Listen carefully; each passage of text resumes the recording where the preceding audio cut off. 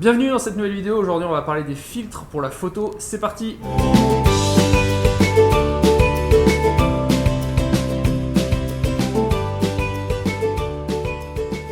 Je fais cette vidéo avec Florent qui est un ami photographe professionnel lui aussi.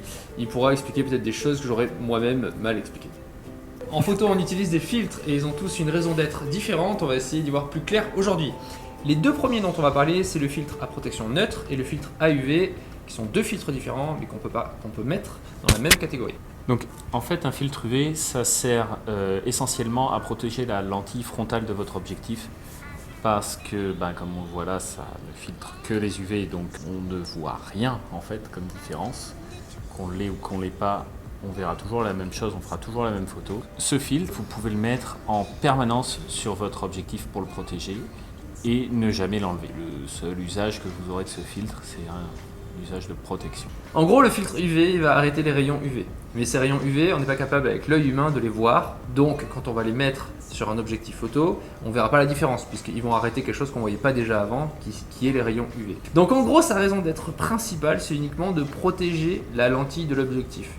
Puisqu'il ne va pas faire un énorme changement au niveau du résultat, il va protéger la lentille de l'objectif. Et pourquoi il va le faire? Pourquoi c'est intéressant d'avoir ça devant son objectif du coup si ça fait très peu de résultats sur la photo? C'est que ça va protéger la lentille et souvent quand on a un pet sur la lentille de l'objectif, on est obligé après de jeter entièrement l'objectif puisque le coût de la réparation est souvent égal à peu près au coût de l'objectif. D'où l'utilité de mettre un filtre pour protéger la lentille. Du coup, pour terminer sur les filtres UV ou à protection neutre, on vient de dire que donc ça ne changeait absolument rien au résultat de la photo, mais on les conseille quand même de sorte à protéger l'écran, à protéger la lentille. Si vous avez un bel objectif, que vous avez investi dedans et que voilà, il est beau, il coûte cher, bon, autant le protéger. Donc, c'est pas non plus inutile d'en mettre un. Voilà, il faut juste vérifier à pas mettre une premier prix sur un objectif que vous avez payé 1000 balles parce que sinon ça va vous bousiller votre piqué et ce sera contre-productif. Ça va enlever de la précision, ouais. On peut conseiller Oya qui est une bonne marque et Black and White aussi. KF. Point numéro 2, c'est les filtres ND, c'est à densité neutre. En gros, ça sert à quoi? Ça sert à assombrir l'image, ce qui fait qu'on va pouvoir rallonger le temps d'exposition de la photo. C'est des termes un peu barbares. Et Flo, est-ce que tu peux nous expliquer mieux? C'est un ND variable, c'est-à-dire qu'il y a deux polarisants qui peuvent se croiser et du coup ça assombrit quand même pas mal le rendu. Et c'est surtout utile en vidéo, les ND variables, parce que vous pouvez adapter la luminosité en fonction de l'éclairage, des conditions que vous avez ou de vos besoins. Si vous voulez fermer beaucoup ou pas beaucoup, vous pouvez compenser pour avoir toujours un shutter speed parfait grâce à ça. Voilà, en gros, du coup, si vous faites de la vidéo, la fréquence d'image, vous pourrez mieux la travailler avec un filtre ND que vous allez pouvoir choisir en termes de densité. Alors ici, on a un filtre à densité variable, c'est assez sympa parce que un filtre peut faire plusieurs densités. Un filtre à forte densité qui va beaucoup assombrir et un filtre à faible densité qui va moins assombrir. On peut le faire en une fois avec ce filtre-là. C'est un filtre à densité variable, ça c'est intéressant. Autrement, il existe des filtres à densité fixe et avec une puissance que vous pouvez choisir. On peut photographier des filets de nuages par exemple, quoique celui-là il est peut-être un peu léger encore, c'est plutôt des ND1000 qu'on utilise pour des ND400 ou des ND1000 donc qui bloquent 10 stops. Enfin c'est des fils qui assombrissent vraiment énormément, c'est-à-dire quand vous le mettez sur l'objectif vous ne voyez plus rien. En gros, en plein jour, on va pouvoir peut-être essayer de lisser de l'eau, comme j'ai fait dans une précédente vidéo avec la cascade. On peut aussi essayer de lisser, comme vient de le dire Flo, des nuages qui passent dans le ciel. Ça dépend bien entendu de l'exposition. Troisième point, ce qu'on pourrait appeler les filtres nuit naturelle ou natural night selon la marque. C'est des filtres qu'on va pouvoir utiliser la nuit pour certains types de photos, notamment des photos urbaines, une ville la nuit, ou alors des photos d'étoiles. Quand vous essayez de photographier la Voie lactée, etc. Ce qui est bien, c'est que ça permet, donc la nuit on a une contrainte et ça permet d'enlever cette contrainte et Flo nous l'explique rapidement. Alors en fait dans les villes on a beaucoup de lampadaires, je ne sais pas si vous avez remarqué mais il y a beaucoup de lampadaires qui font une lumière jaune, orangée, assez dégueulasse. C'est des ampoules à gaz, donc vapeur de sodium à l'intérieur et qui produisent une lumière très particulière. Il y a un pic de luminosité dans une bande spectrale très très particulière et ce filtre qui est presque neutre, il y a un petit aspect rose vaguement à l'œil comme ça. coupe entièrement cette raie très précisément. Donc si vous le mettez devant votre objectif, devant un lampadaire au sodium, vous aurez l'impression qu'il éclaire normalement. Autre grosse utilité de ce filtre, c'est pour la photo d'astronomie.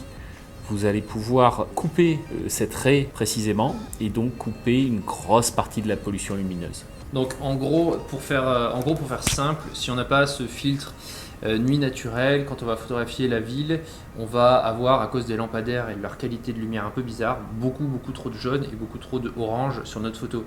Après, on pourrait se dire qu'on peut l'enlever sur Lightroom et du coup on n'a pas besoin de ce filtre là. Le problème, c'est que le rendu qu'on va avoir sur Lightroom est un peu aléatoire, c'est pas forcément ce qui correspond vraiment à la réalité. Et donc c'est en gros un filtre indispensable pour la nuit, vu que même en post-production on n'est pas capable de retrouver ce qui était vraiment la réalité. Donc ça prend tout son sens, quoi. Ça, en fait, c'est que c'est beaucoup plus précis que Lightroom. Lightroom va baisser tous les oranges ou tous les jaunes sur un spectre assez large, quoi. Et là, ça va être un spectre vraiment très fin de quelques nanomètres. C'est beaucoup plus précis, quoi. Qu'est-ce que c'est un filtre polarisant ? Un filtre polarisant, c'est un filtre qui permet de couper les reflets créés par l'eau, par tout ce qui est brillant en fait. C'est très utile parce que c'est un effet qu'on ne peut absolument pas reproduire en post-production. Ça va nous permettre de voir ce qui est derrière le reflet. C'est très utilisé par les pêcheurs par exemple pour voir les poissons sous l'eau quand ils ont des reflets dans les yeux. Là on en a un. Là comme ça d'aspect on a l'impression que c'est un ND tout léger. Mais en fait quand vous le tournerez devant votre objectif ça vous fera un rendu différent.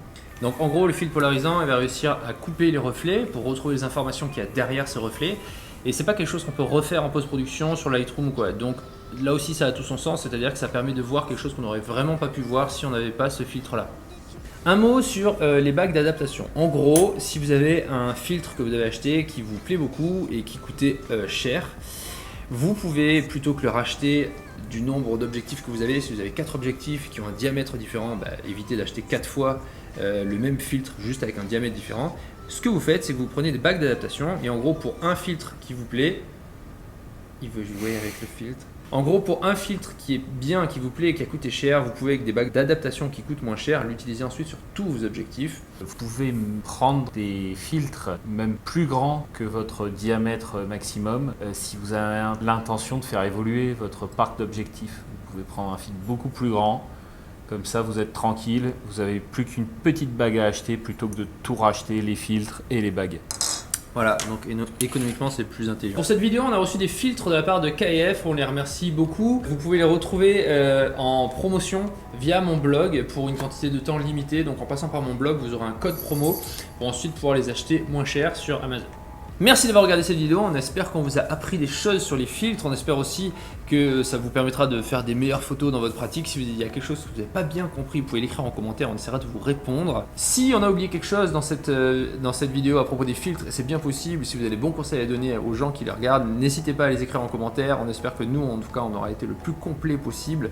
Si ça vous a plu, dites-le nous aussi, ça fait toujours très plaisir de vous lire. Vous pouvez nous retrouver sur Instagram, on a les comptes qui s'affichent ici sur l'écran et aussi en description de la vidéo. Abonnez-vous à cette chaîne si vous voulez me soutenir, ça me fait toujours énormément plaisir d'avoir des nouveaux abonnés. Et cliquez sur un pouce levé, ça me fait énormément plaisir et ça soutient cette chaîne.